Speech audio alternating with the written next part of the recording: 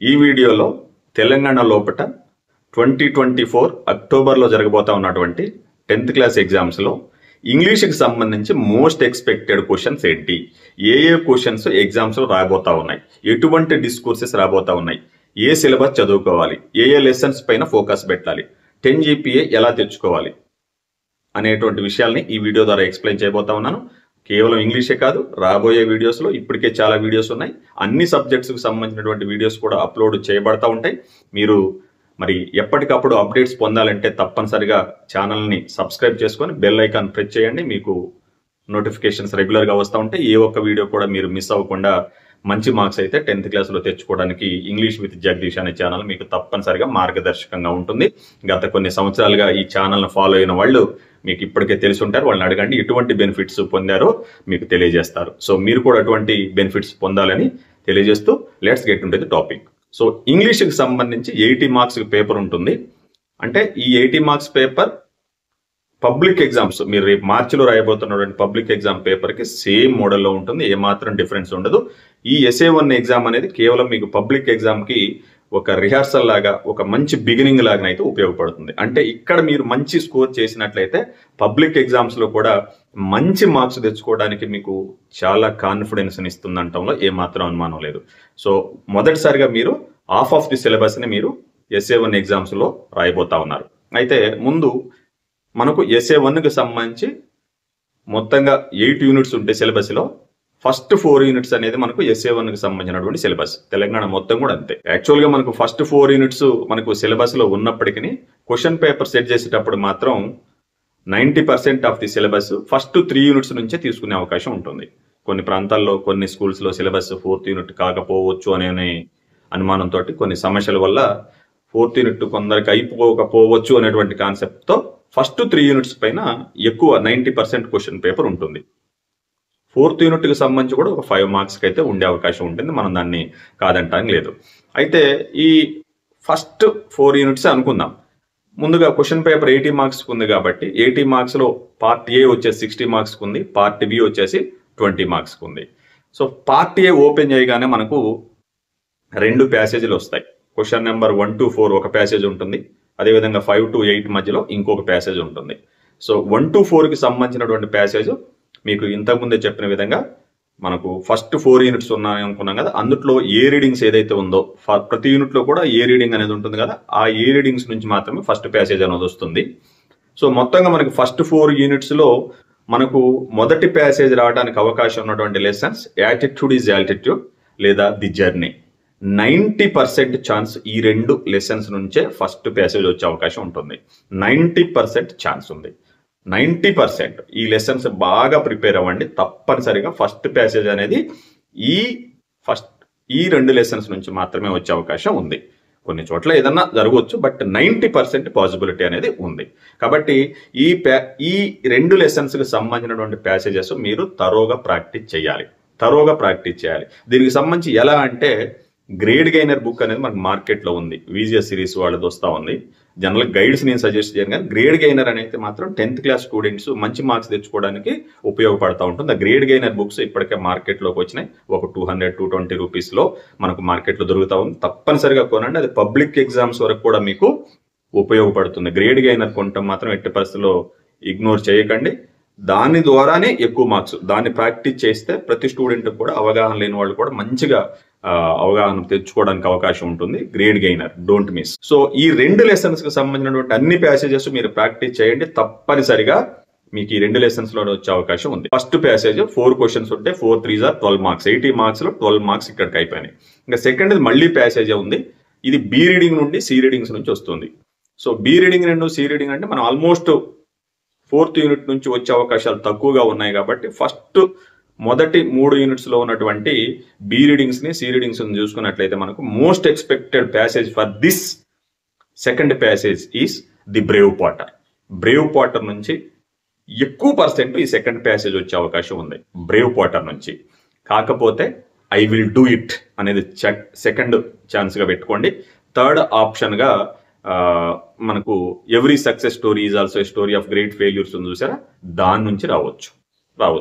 ఇక మ్యాక్సిమం నా ప్రిఫరెన్స్ అయితే ది బ్రేవ్ పాటర్ లేదా ఐ విల్ డూ ఇట్ నుండి వచ్చే అవకాశం ఉంది. కొన్ని సందర్భాల్లో డియర్ డిపార్టెడ్ టు నుండి కూడా ప్యాసేజ్ ఇవ్వచ్చు. కాబట్టి మీ ప్రయారిటీ ఏ విధంగా ఉండాలంటే the Brave Potter, I will do it, the dear departed to. So ఈ 3 రీడింగ్స్ని మీరు తప్పనిసరిగా ప్రిపేర్ అవ్వండి. సెకండ్ ప్యాసేజ్, ఈ ప్యాసేజ్ కింద కూడా 4 క్వశ్చన్స్ ఉంటాయి. 4 3s are 12. ఫస్ట్ ప్యాసేజ్ 12 మార్క్స్కి, సెకండ్ ప్యాసేజ్ కూడా 12 మార్క్స్కి, టోటల్గా 24 మార్క్స్కి ఇక్కడికి అయిపోవటం అనేది జరిగింది. సో ఈ లెసన్స్ మిస్ అవ్వద్దు. మిస్ అయ్యారా చాలా మూల్యం చెల్లించుకోవాల్సి వస్తుంది. ఓకేనా? ఇక క్వశ్చన్ నెంబర్ 9 to 12 ప్రతి స్టూడెంట్ మార్క్స్ తెచ్చుకోవాల్సినటువంటి area. Next area study skills. ఇక్కడ సో ఇది సిలబస్లో లేనటువంటిది టెక్స్ట్ ఇండిపెండెంట్ అంటాం. అంటే మొత్తంగా మనకు ఏదో ఒక చార్ట్ ఇస్తారు. ఇప్పటికే మీరు ప్రాక్టీస్ చేసి ఉంటారు. ప్రాక్టీస్ మనకు టెక్స్ట్ బుక్లో దొరకదు కాబట్టి అందుకే డ్రిల్లింగ్ చేసుకోవడానికి మనకు ఒక బుక్ కావాలి. దాని పేరే గ్రేడ్ గెయినర్ అని చెప్పాను. సో స్టడీ స్కిల్స్ లోపల pie chart, flow chart, bar graph, tree diagram and tables, మొత్తంగా 5 టైప్స్ ఆఫ్ చార్ట్స్ అయితే మనకి ఇవ్వడం జరిగింది. మీకు 10th క్లాస్ వాళ్ళకి సోషల్ స్టడీస్లో కూడా ఈ చార్ట్స్ ఉన్నాయి. అన్ని సబ్జెక్ట్స్లో ఈ చార్ట్స్ ఉంటూనే ఉంటాయి. Pie chart, flow chart, bar graph అనేది. దీనికి సంబంధించి 4 క్వశ్చన్స్ ఉంటాయి. 4 2s are 8 మార్క్స్. దీనికి చాలా ఈజీగా ప్రతి స్టూడెంట్ తెచ్చుకోవచ్చు. దీనికల్లా సొల్యూషన్ ఒకటే, ప్రాక్టీస్ చేయటమే. ఏం లేదు, పైన ఇచ్చినటువంటి చార్ట్ని క్లోజ్గా అబ్జర్వ్ చేయటం, కింద ఇచ్చినటువంటి క్వశ్చన్స్ని అర్థం చేసుకొని మీరు ఆన్సర్ రాయటమే. చాలా ఈజీగా తెచ్చుకోవచ్చు.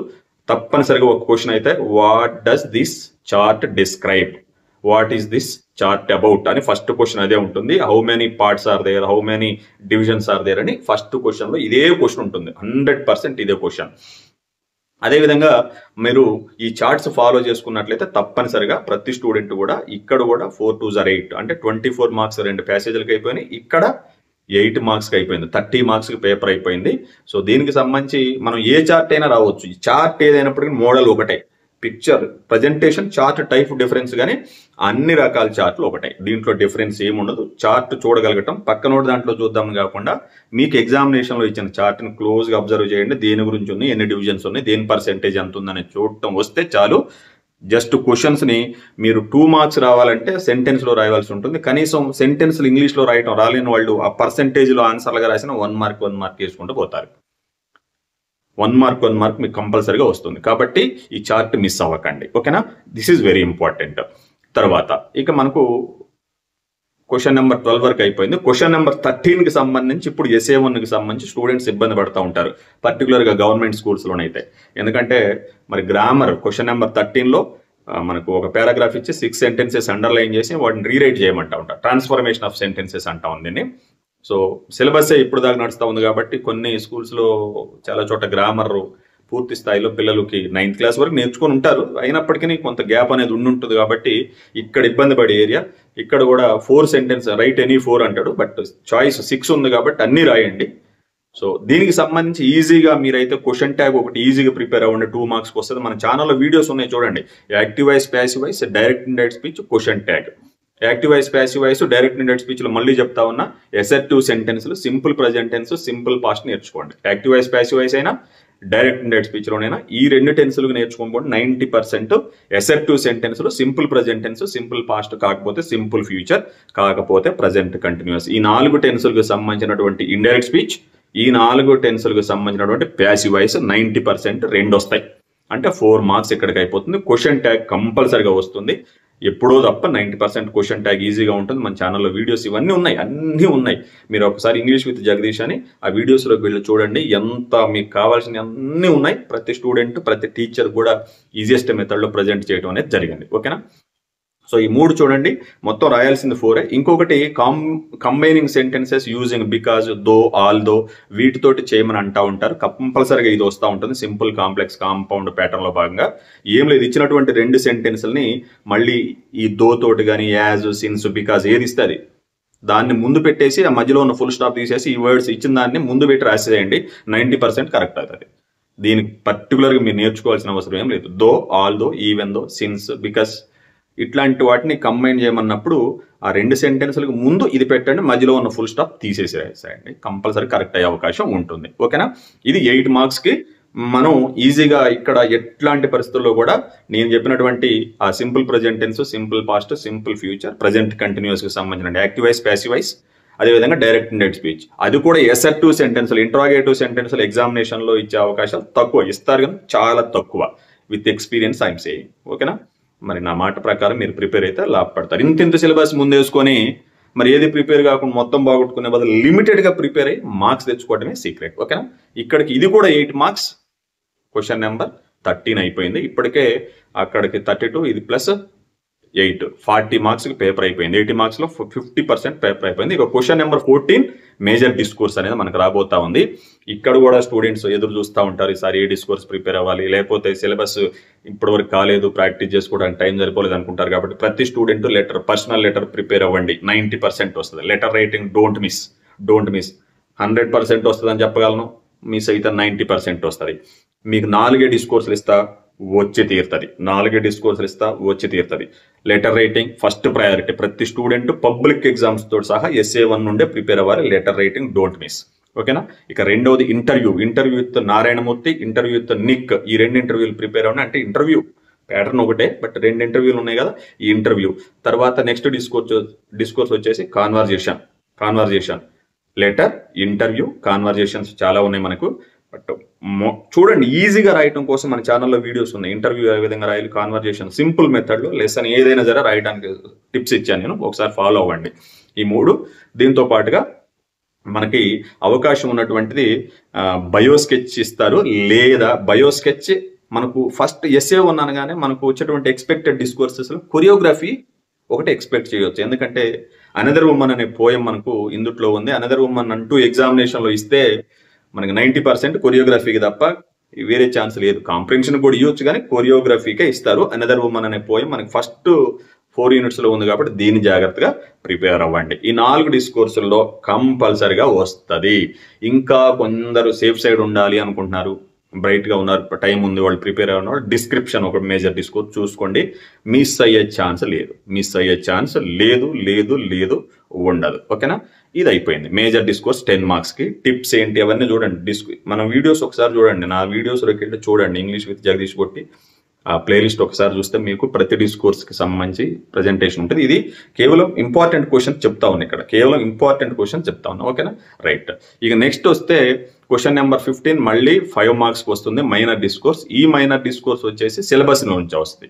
సిలబస్ నుంచి ఇందాక క్వశ్చన్ నెంబర్ 14లో చాయిస్ ఉంది, అది మర్చిపోకండి. క్వశ్చన్ నెంబర్ 14లో 2 డిస్కోర్స్లు వస్తాయి, ఒకటి టెక్స్ట్ బుక్ నుంచి, ఒకటి బియాండ్ టెక్స్ట్. సిలబస్లో లేనిది ఇస్తారు. లెటర్ రైటింగ్ అనేది బియాండ్ సిలబస్, అదేవిధంగా బయోస్కెచ్ అనేది బియాండ్ సిలబస్, ఇందాక చెప్పిన ఇంపార్టెంట్ క్వశ్చన్స్లో. ఓకేనా? సో ఇక్కడ క్వశ్చన్ నెంబర్ 15కి సంబంధించి డైరీ, నోటీస్ అండ్ మెసేజ్ అనేది ఉంది. 90% డైరీ మోస్ట్ ఇంపార్టెంట్, నెక్స్ట్ వచ్చేసి నోటీస్, తర్వాత మెసేజ్. ఇది order. So diary, notice, message ఈ సీరియల్లో ప్రిపేర్ అవ్వండి మీకున్న టైంని బట్టి. ఏదైనా రాయడానికి ఫార్మాట్స్ మన యూట్యూబ్ ఛానల్లోనే చూడండి. ఫస్ట్ ప్రయారిటీ డైరీ మిస్ అవ్వదు, పోతే నోటీస్ వస్తుంది, అది కూడా మిస్ అయితే మెసేజ్. తక్కువ సార్లు వచ్చేటువంటి డిస్కోర్స్ మెసేజ్. 90% వచ్చేది డైరీ, 10% 8% వచ్చేది నోటీస్, ఒక 2% ఛాన్స్ ఉన్నది మెసేజ్ ఎగ్జామ్స్ లోపల. ఇక క్వశ్చన్ నెంబర్ 16కి సంబంధించి కూడా మళ్ళీ మైనర్ డిస్కోర్స్ ఉంది మనకు. క్వశ్చన్ నెంబర్ 16లో సిలబస్లో లేనిది అక్కడ ఉన్నది మోస్ట్ ఎక్స్పెక్టెడ్ డిస్కోర్సెస్. 3 ఇచ్చేది కూడా 3. ఆ 3 రాయాల్సింది మీకు రాయాల్సిందే ఒకటి, ఇచ్చేది కూడా ఒకటే. అందుట్లో మనకు ఇన్విటేషన్ ఫస్ట్ ప్రయారిటీ, 90% ఇన్విటేషన్ వస్తుంది, 90%. ఇక ఆ తర్వాత వచ్చేటువంటి ఇంపార్టెంట్ ఉన్నది పోస్టర్ కూడా ఇంపార్టెంటే, బట్ ఎక్కువ పర్సెంట్ ఇన్విటేషన్ వస్తుంది. కొన్ని సందర్భాల్లో పోస్టర్ వస్తుంది, తక్కువ సందర్భాల్లో ప్రొఫైల్ అనేది వస్తుంది. తక్కువ సందర్భాల్లో రావచ్చు, బట్ ప్రయారిటీ చెప్పాను కదా, ఇన్విటేషన్, పోస్టర్, ప్రొఫైల్, ఈ 3 ప్రిపేర్ అవ్వండి. బట్ చెప్పినటువంటి టయాన్ని బట్టి మీరు చూసుకోండి. ఈ వీడియోస్ అన్నిటికి సంబంధించి మన ఛానల్లో సింపుల్ టిప్స్తో ఉన్నాయి, మీరు మిస్ అవ్వకండి. చూడండి, ఒకసారి నా ప్రీవియస్ వీడియో చూస్తే మీరు హ్యాపీగా ముందుకెళ్ళిపోతారు. ఓకేనా? సో ఇక్కడికి ఒక 10 marks discourse, 2 5 marks discourses, 20 marks అయిపోయింది. ఇంతకుముందు ప్యాసేజ్లు, స్టడీ స్కిల్స్, గ్రామర్కి సంబంధించి 40 మార్క్స్ అయిపోయింది. 60 మార్క్స్ పార్ట్ ఏ అయిపోయింది. ఇంకా పార్ట్ బి అనేది సెపరేట్గా ఇస్తారు.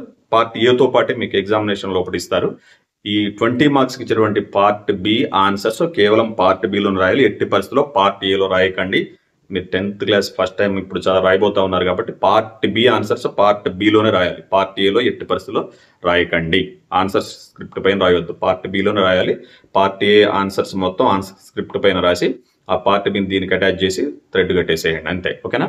సో మన question paper part be open అవగానే మనకు మిగతా సబ్జెక్ట్స్లోనేమో పార్ట్ బి 20 మార్క్స్ ఉన్నది బిట్ పేపర్ అంటారు, మన దగ్గర బిట్ పేపర్ అని ఉంది. పార్ట్ బి అంటాం. క్వశ్చన్ పేపర్ పార్ట్ ఏలో క్వశ్చన్ పేపర్లో 2 భాగాలు అంతే, ఇది బిట్ పేపర్ కాదు. ఓకేనా, దీన్ని అందుకే ఎగ్జామ్ హాల్లోకి వెళ్ళగానే పార్ట్ బి కూడా ఇస్తారు, చివరి 30 మినిట్స్లో ఇవ్వటం అనేది ఉండదు.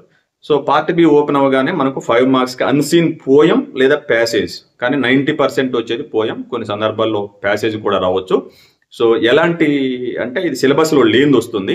ఖచ్చితంగా ఒక ఫిగర్ ఆఫ్ స్పీచ్ అడగటం, వర్డ్ మీనింగ్ అడగటం, మల్టిపుల్ చాయిస్ క్వశ్చన్స్ అనమాట. ఇవన్నీ కూడా మల్టిపుల్ చాయిస్ క్వశ్చన్స్ అనేవి ప్రతి క్వశ్చన్కి కింద ABCDలు 4 ఇస్తారు, ఇవి ప్రిపేర్ అవ్వాల్సి ఉంటుంది. మల్టిపుల్ చాయిస్ క్వశ్చన్స్ ఉంటాయి. ఓకేనా, ఇది గుర్తుపెట్టుకోండి.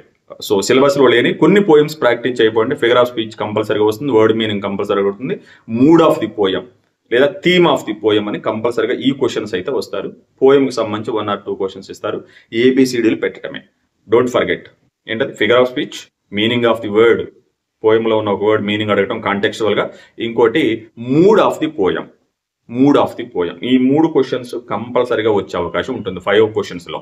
ఇక 2 ప్యాసేజ్ బేస్ పోయం బేస్డ్గా ఉంటాయి. ఓకేనా, ఇది ప్రిపేర్ అవ్వండి. ఇక most important next area question number 22 నుండి 26 వరకు ఉన్నది editing. English with Jagadish editing అని కొట్టండి, వండర్ఫుల్ వీడియో.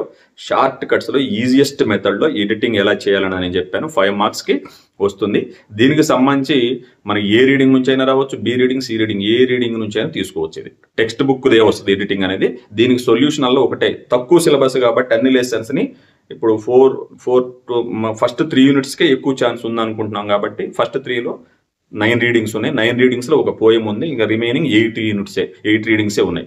ఆ 8 రీడింగ్స్ను 1కి 4 సార్లు ఖాళీ టైం ఉన్నప్పుడు చదవండి. ఎక్కువ సార్లు చదవటం ద్వారా గ్రామర్ రూల్స్ పైన అవగాహన లేని వాళ్ళు కూడా మార్క్స్ పొందే అవకాశం ఎడిటింగ్లో ఉంటుంది.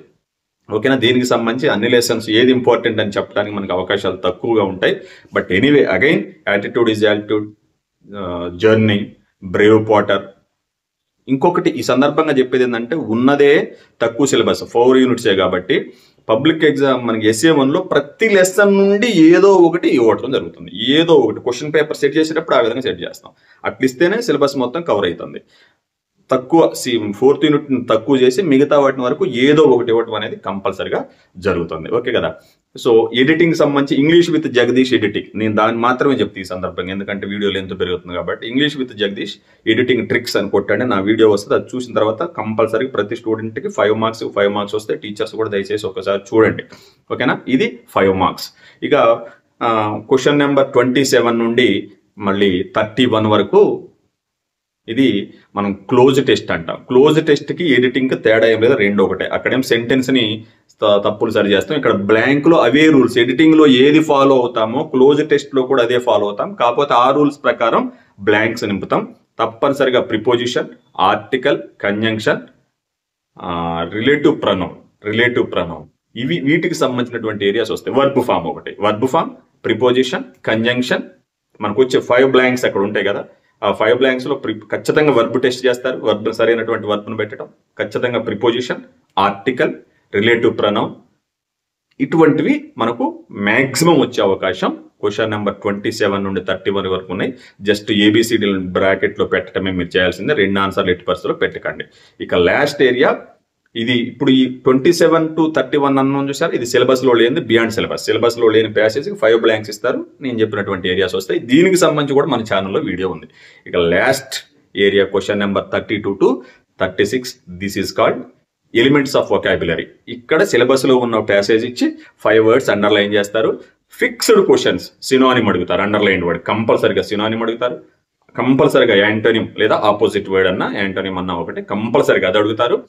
ఆ తర్వాత మనకు correct form of the word అన్నా, షూటబుల్ వర్డ్ అన్నా, అప్రోప్రియేట్ వర్డ్ అన్నా ఒకటే, లేదా right form of the word ఏదన్నా ఒకటే. ఇట్లాంటి 2-3 రావచ్చు.